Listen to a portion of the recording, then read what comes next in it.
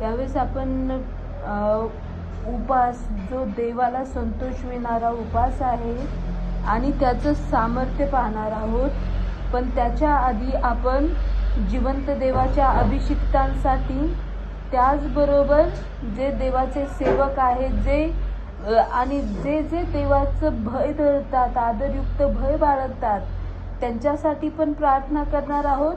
आणि विशेषतः त्यांच्या संततीसाठी प्रार्थना करणार आहोत की देवाचे सेवक अभिषिक्त बनतात, पण त्यांच्यानंतर त्यांच्या ज्या पिढ्या आहेत, दुसरी, तिसरी, चौथी आणि हजारो पिढ्या, त्यातली एक पण पिढी अशा प्रकारची होऊ नये यासाठी आपण प्रार्थना करणार आहोत. त्यासाठी त्या मुलांसाठी आपण वचन वाचणार आहोत. पहिले शमूएल 8वा अध्याय आणि 3रं वचन. पण 8वा अध्याय पहिल्या वचनापासून आपण वाचलं तर आपल्याला समजेल की गोष्ट काय घडली तिथं. शमूएलाने वृद्ध झाल्यावर आपल्या पुत्रांस इस्रायलाचा न्याय इंसाफ करणारे नेमले. त्याच्या ज्येष्ठ पुत्राचे नाव योएल असे होते आणि दुसऱ्याचे नाव अबिया असे होते. बेरशेबा येथे ते न्याय इंसाफ करत असत. इथपर्यंत आपण पाहिलं. पण हे जे 3रं वचन आहे हे खूप जास्त महत्वाचं आहे. आपल्या आधी पण परमेश्वराचे अभिषिक्त सेवक झालेत, चांगले बिलीवर झालेत, आणि त्यांचे मुलं मुली आपल्याला जर वाया गेलेले दिसत आहेत तर ते बघून आपण शांत बसायला नाही पाहिजे. तर आपण जिवंत देवाकडे आरोळी करून त्यांच्या पुत्र व कन्यांना परमेश्वराने सरळ करावं यासाठी प्रार्थना करणार आहोत आपण. मग आपल्या मागे जे झालेत त्यांच्यासाठी, ह्या युगामध्ये जे परमेश्वराचे अभिषिक्त होतील आणि पुढच्या युगामध्ये पण जे होतील त्यांच्या सगळ्यांच्या संततीसाठी आपण यावेळेस विशेष प्रार्थना करणार आहोत. कारण ही खूप लाजिरवाणी गोष्ट आहे. पण त्याचे पुत्र त्याच्या मार्गाने चालले नाहीत. त्यांस पैशांचा लोभ लागून ते लाच खात व न्याय इंसाफ करत.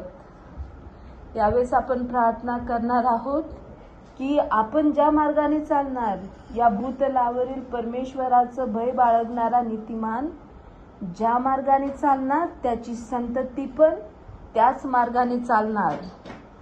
आणि आपल्यामध्ये पैशाचा लालच असणार नाही, धनलोभी आपण असणार नाही, आणि आपली मुलं पण, आपल्या मुलांना धनाचा लोभ असणार नाही.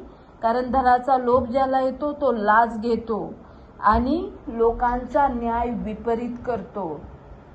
फक्त पैशाचाच लाच घेत नाही तर कुठल्या पण वेगवेगळ्या गोष्टी असतात, त्यांची लाच घेऊन आपण कुणाचाच न्याय विपरीत करणार नाही ना, आपली संतती अशी होईल. त्यासाठी आपण प्रार्थना करणार आहोत. आपण पाहिलं जी शमूएलाची गोष्ट झाली, एलीची पण तीच गोष्ट होती. पण एलीमध्ये आणि शमूएलामध्ये फरक होता की एली मुलांना शांतपणे सांगायचा की असं नका करू, देव तुम्हाला हे करेल. पण शमूएलाबद्दल आपल्याला असं काय दिसत नाहीये. कारण जर शमूएल फक्त गोडींनी मुलांना त्याने सांगितलं नसेल तरी पण त्याची जर संतती लोभी निघाली तर ही खूपच म्हणजे ही प्रार्थनेचा विषय घेण्यासारखी गोष्ट आहे. की चुकीचे लोक चुकीचे करतात, त्यांची मुलं अशी वाया गेलीत तर ती वेगळी गोष्ट आहे.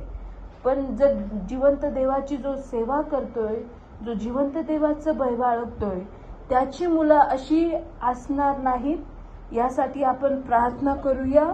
आणि सगळ्यात पहिले तर आपण त्या जिवंत देवांच्या अभिषिक्तांसाठी व प्रत्येक नीतिमानांसाठी प्रार्थना करूया. इर्मया 3:15 मधून, पहिले शमूएल 2:35 मधून, आणि मग त्यांच्या मुलांसाठी आपण प्रार्थना करूया.